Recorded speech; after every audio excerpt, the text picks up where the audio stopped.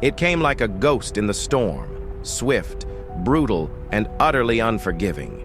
In mere seconds, the hunter became the hunted. Allied pilots were used to dueling the nimble Bf-109, but now they faced something entirely different. This was no ordinary enemy. It was a machine designed to dominate, a beast built for air superiority.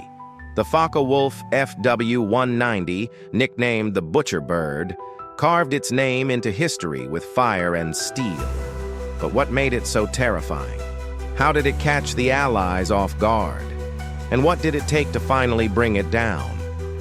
This is the story of one of World War II's deadliest fighters. By the late 1930s, Luftwaffe pilots were pushing the Messerschmitt Bf-109 to its limits. It was fast, but fragile, deadly, but delicate. It needed an evolution, something that could take punishment and hit back even harder. Enter Kurt Tank, an aeronautical mastermind who envisioned a different kind of fighter. He stripped away unnecessary complexity and built a machine that could endure the chaos of war. His creation, the Focke-Wulf Fw-190, was built around a rugged BMW 801 radial engine, an unusual choice for a high-performance fighter. Unlike the liquid-cooled inline engines of the Bf-109 or the Spitfire, this air-cooled radial could take more punishment and keep running even when riddled with bullets. But the innovations didn't stop there.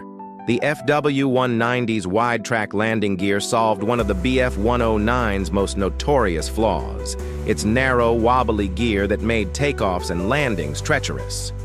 This meant Luftwaffe pilots could operate more safely from rough airfields, a critical advantage in a rapidly changing war. Its cockpit was designed for visibility and comfort, giving pilots an improved field of vision compared to earlier German fighters. And then, there was its armament. Early versions packed twin 7.92mm machine guns and 420mm MG-151 cannons, making it one of the deadliest aircraft in the skies at the time. By 1941, the Fw-190 was ready for combat testing. But when it first appeared over the English Channel, it wasn't just another German fighter. It was a shockwave that forced the Allies to rethink everything they knew about aerial combat. For a pilot, the Fw-190 was a dream, or a nightmare depending on which side you were on. With a roll rate nearly double that of the Spitfire, it could snap into maneuvers before an enemy even knew what hit them. Its wide landing gear solved one of the Bf-109's biggest headaches, making takeoff and landing smoother. And then there was its firepower. Armed to the teeth with 4 20mm cannons and 2 machine guns, the Butcher Bird didn't just win dogfights. It annihilated its prey.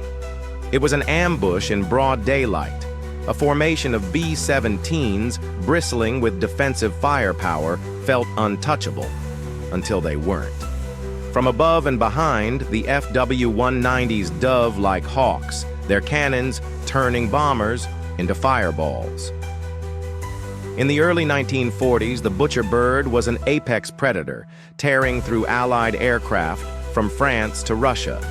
Against the Spitfire Mark V, it was nearly unstoppable. Over the deserts of North Africa, it reigned supreme. But war is an arms race, and the Allies weren't about to let the Fw-190 have the final word. Even legends have their flaws.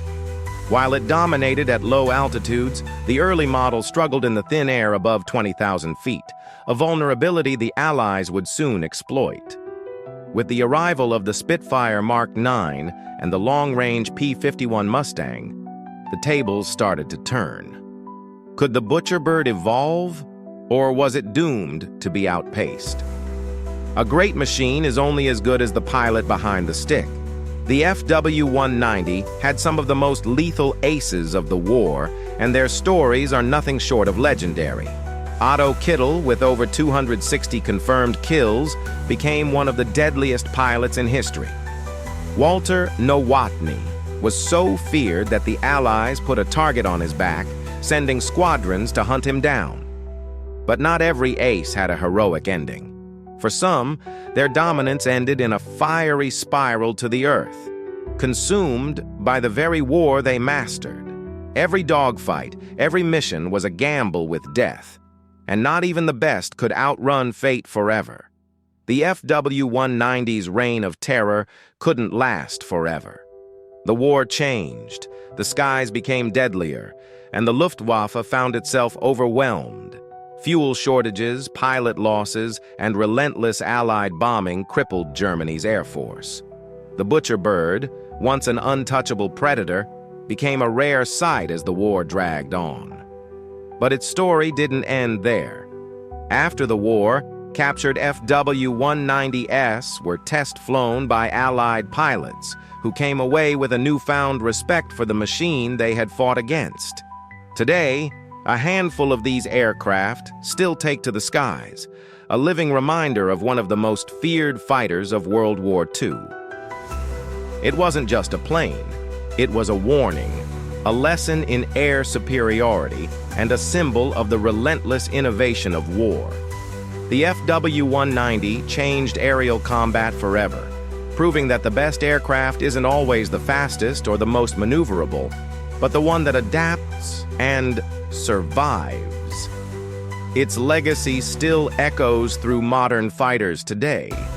But was it truly the greatest of its era? Or was it simply one more step in the ever-evolving chess game of aerial warfare? Let me know what you think in the comments below. And as always, keep your eyes on the skies. Like, subscribe, and check out our other videos for more hidden stories of World War II aviation.